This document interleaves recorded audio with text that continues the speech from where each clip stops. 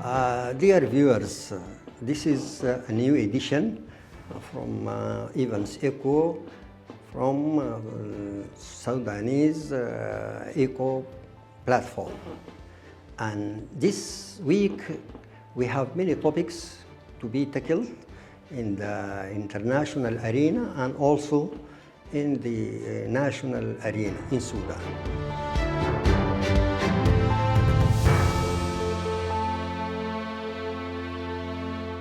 The first events which have been dominated by all media this week is the Conference of Berlin. Some of them said a Forum of Berlin. More than 55 government and prime ministers of many countries have been participated in this forum, beside 38 of the organization under the umbrella of the African Union, United Nations, IGAD, European Union, and other organizations under the umbrella of the Ministry of Foreign Affairs in Germany. The conference is one of the three conferences which have been held in Paris and in London, 2004, 2025, and now this is 2026 in Germany. This conference, there is many remarks in this conference because aimed at the settlement of the problem of Sudan, the peace and war in Sudan, and under the umbrella of the humanitarian activities. That is to say, they want to stop fire, as they think, and to make the humanitarian activities easy, and also to support the people of Sudan. And these are the title. And also the political aspect of this is to build up a new government. This is to say that there is a no recognition of the government which have been now in Sudan, because the conference did not invite the government of Sudan. And this is also one of the problems. Many things have been happened in this conference, because the withdrawal of the delegation of Saudi Arabia protesting the conference is one of the defects of this conference. Secondly, the number of guests who have been invited is biased to so-called group which is working opposition of Sudan government and supported the Sudan reforms which have been a militia against the Sudanese people. And we can say also the problems which have been tackled, it cannot be implemented because the Sudan government has not been invited. So there is no person who is going to implement the recommendations of this conference. Fortunately or unfortunately, whatever the case, this conference has not a final communique, but it is a political communique which put an accent on the question of the humanitarians.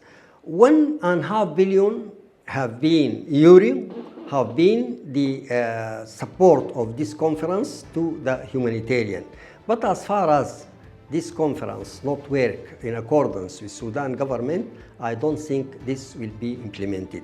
So we can say this conference aimed mainly to realize or to implement what the foreign and international community want to do in Sudan, with no regard to the people of Sudan.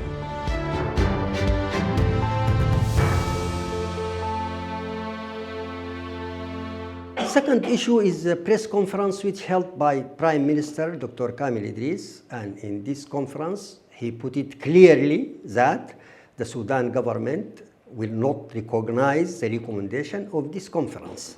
So this can be also a problem for those who are going to put on or to put in exercise these recommendations of the conference.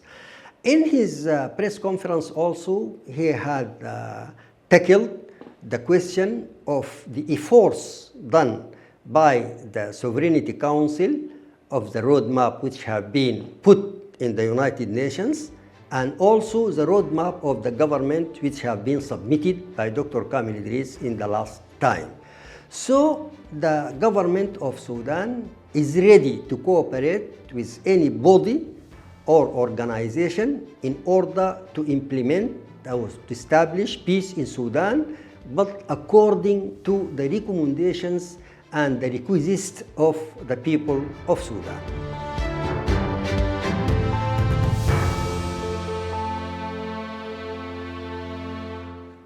Third issue in this week is the funeral of Sheikh Al-Tayyib Al-Jid, one of the prominent figure of the Sufis in Sudan, and the participation of the president of the Sovereignty Council, General Abdel Fattah al-Burhan, and he has give a word that it was assist on the role, very important role of Sheikh Al-Jid during the peace in Sudan, and the initiatives which have been held by him during that time.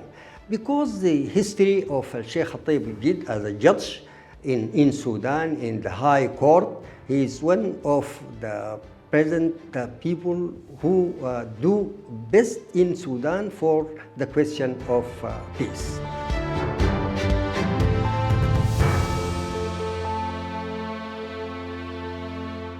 Last topic is decisions taken by General Yasser Al-Attah regarding the directives to all the people who are committed to armed forces in Sudan that not to deal with media as general.